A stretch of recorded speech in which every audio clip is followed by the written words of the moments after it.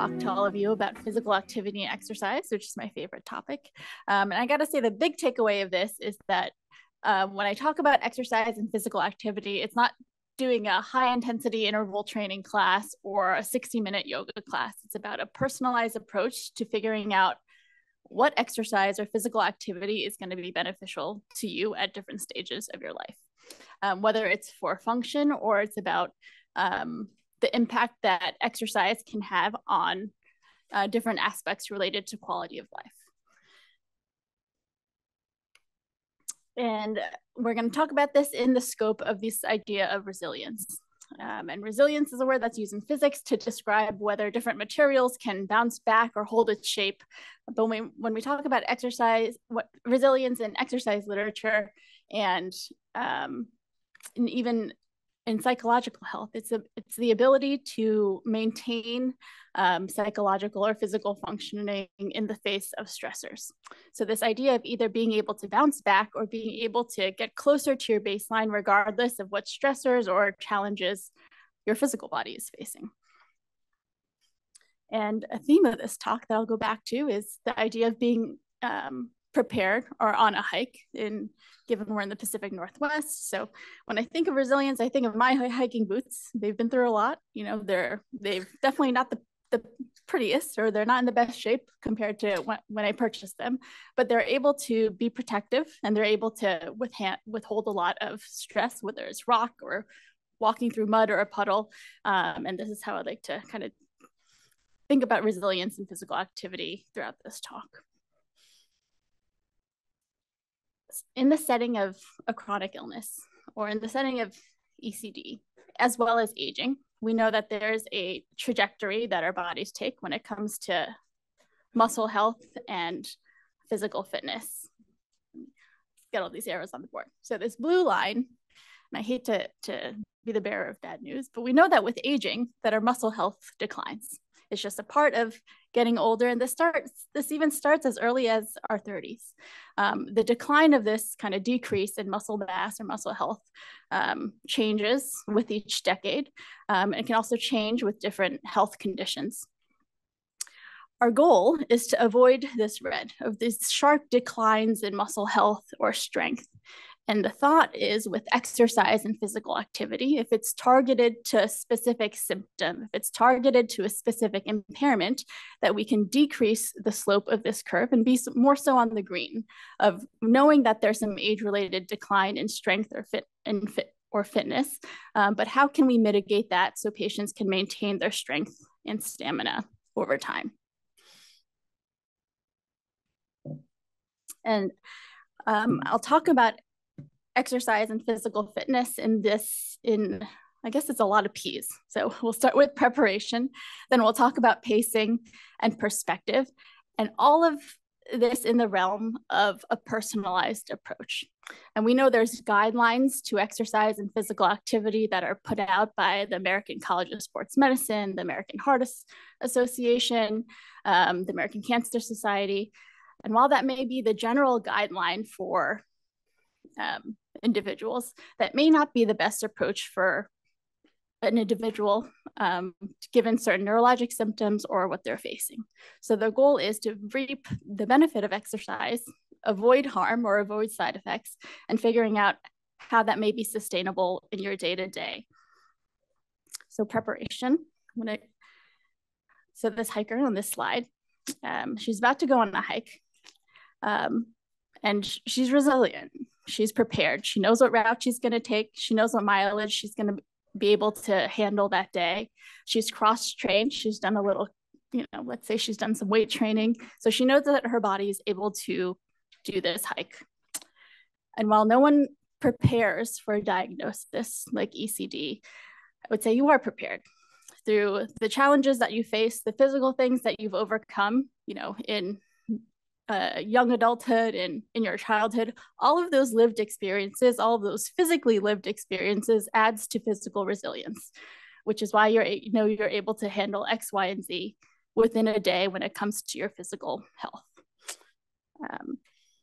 So when we talk about this preparation or preparedness. There's the psychological and there's the physical. The psychological is those lived challenges that you faced, learning how you cope, and developing that mindset and determination over time, which is why that hiker knows what she can handle that day. The physical is the stamina that you've developed over time, the strength, flexibility, and aerobic fitness that you've also developed over time. And the next P is pacing. There's a common phrase that's used, which is exercise is medicine. And my follow-up to that is, if exercise is medicine, how do we know it's working? And why don't we treat it like other medications? If you get a medication prescription, the doctor prescribes the dose, tells you how often to take it, what it's for, things to look out for, potential side effects. And the goal is that it's beneficial to you. In that same way, I would argue that exercise should be personalized and prescribed to you. How do you know if it's working? What benefit are we wanting to reap with this? Is it that you're able to do your job, your hobby? Are you able to do your day-to-day activities like shower and chores without huffing and puffing or falling? We want a goal, whether it's that aerobic fitness, strength, stamina, or flexibility. And what physical activity is going to help get you there?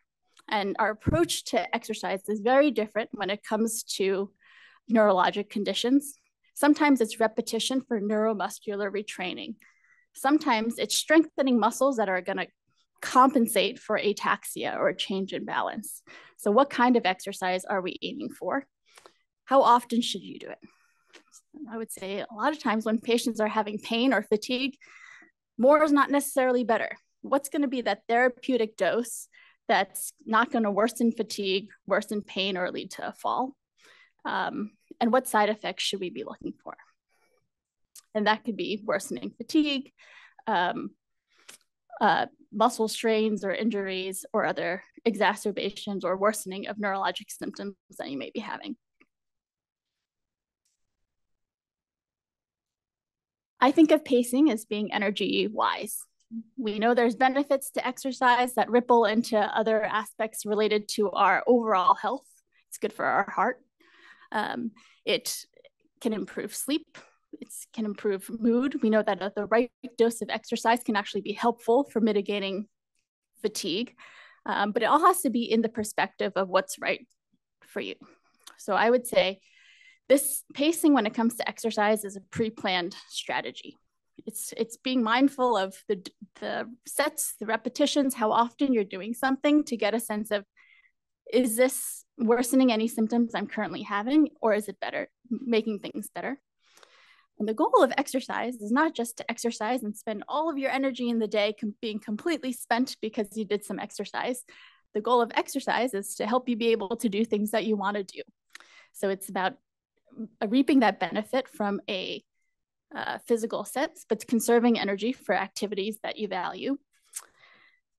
And when I'm talking to a patient about starting an exercise routine, we want to figure out that baseline. What is an appropriate amount of physical activity or exercise that you're able to do on a good day and crummy day that we're reaping benefit from? And if we're starting an exercise routine, and maybe it's physical activity, maybe it's self-directed exercise or working with a trainer, I would recommend finding that dose or frequency of exercise that is more like an exercise snack.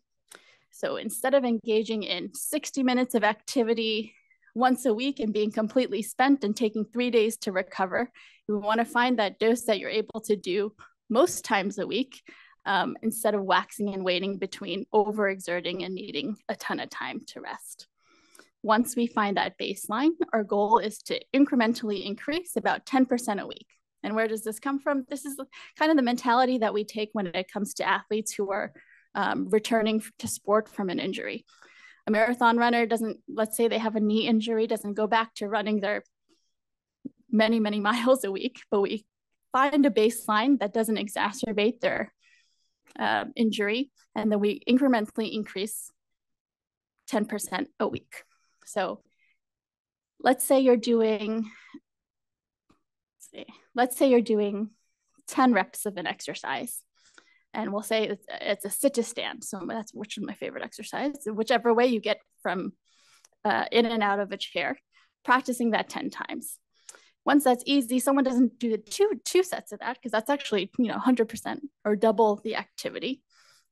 The appropriate increase might be 2 sets of 6, right? So going from 10 repetitions to 2 sets of 6, which would be 12. So that incremental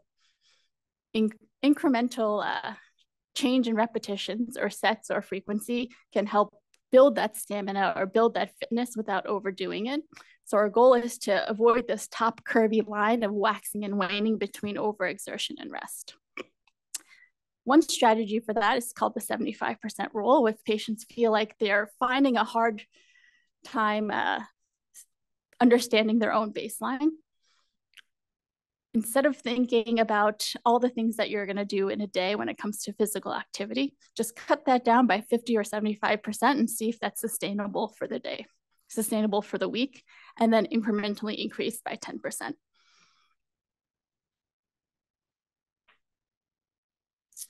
And in the exercise research and literature, there are some strategies that have been put forth that have helped individuals engage in exercise or start a new routine. And that's increasing the enjoyment by listening to a podcast, listening to music, using an activity tracker, whether it's a digital health app or on your phone or a smartwatch. And social support is key. So doing something you enjoy with people that you enjoy being around. And it's also helpful to be able to moderate or get a sense of how intense an activity is. In terms of moderate intensity exercise, which is we know can be helpful for heart health, moderate intensity exercise means that you're able to carry a conversation while you're exercising. So if you're on a walk with someone and you're having a conversation, but you're not able to sing. So if you're able to sing, you might want to pick up the pace a little bit. But if you're able to carry a conversation, you're in that moderate intensity zone. And again, exercise snacks. So rather than doing all of your exercise or physical activity in a week in one concentrated period of time, break that up into snacks, because we know that breaking up periods of sedentary activity can be incredibly impactful in terms of overall health. So instead of just thinking of exercise being something where your heart rate has to be sky high and you're huffing and puffing, just do a few exercises on a commercial break, or just break up periods of sitting with an exercise that you can do sitting in a chair or even in your home. And the last P is perspective. And getting the sense already from listening in on the prior sessions that all of you are highly motivated and have already been resilient. So perspective is not an ultimate goal. Let's say that hiker getting to the summit. I, for one, I look forward to eating the snacks that I packed, completing a set of switchbacks, or looking out at a nice lookout. So it's not about this ultimate goal about fulfilling a certain guideline of exercise that's recommended or doing a penultimate physical activity. But it's about building that baseline over time to see how kind of all the ripple effects that exercise can play in your overall health and independence. So I would say perspective is realizing that yes, your baseline may be different from prior, but being able to set something that's sustainable, build it up over time, and reap those benefits of exercise that we know occurs. And I'll end with this quote: "I can be changed by what happens to me, but I refuse to be reduced by it." And I think this ripples into more than just physical health, but I would say physical health is one thing that we do have control over when it comes to trying to build that stamina and build muscle. So thank you. As someone who's gotten a little bit older and also has chronic disease, to triangulate between how much of this, what I'm feeling is aging, and how much of this is what I'm feeling from the effects of my disease. And is there any way, because what I'm interested in doing is getting in the best shape I possibly can. I don't know how to adjust. I can look at a chart, but it doesn't really triangulate between age and health conditions. So do you have any guidance on that? Sure. I would say overall, a general trend when there's some weakness in regard to decrease of muscle mass with aging. I would say a key is finding a strategy for low impact interval training for strengthening, and having that be a mainstay, and seeing if that's limited by any side effects, whether it's pain or lingering muscle soreness that's lasting for 2 to 3 days. But I would say finding that baseline or setting a routine that has a repetition, some form of interval strength training of big muscle groups, I think can be incredibly helpful for mitigating the muscle loss that happens with aging, that we know happens to the big muscle groups, like things close to our body. So our hips, thighs, shoulders, and having that as a mainstay of an exercise routine, I think is fundamental. And then in terms of being mindful of any changes to your physical health that are related to that, I would say can be gauged on how you feel in terms of having those sets and repetitions that's sustainable and seeing how your body reacts over time. So if there's some weakness or change in pain levels or recovery time, that's when I would ask patients to kind of investigate, is it related to that routine that you've been doing for X amount of weeks or months, or is there something else contributing that might be making it more challenging?